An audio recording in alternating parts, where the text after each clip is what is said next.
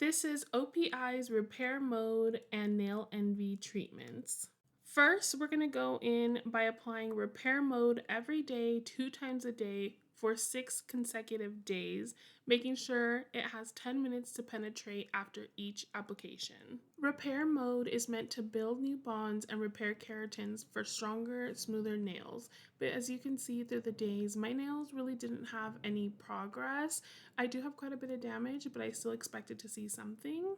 Nail Envy is loaded with vitamins A, C, and E, and other goodies to help strengthen your nail in just 1 week. It does promise to help with chipping, pilling, and splitting. Unfortunately, I had all of the above. At first, the nails look promising and it looks nice, but you will see in a second that when I remove the Nail Envy after day 7, they look pretty much the same. And unfortunately, because Nail Envy dries within 1 minute, I didn't want to risk the actual treatment and I didn't film days 1 through 7.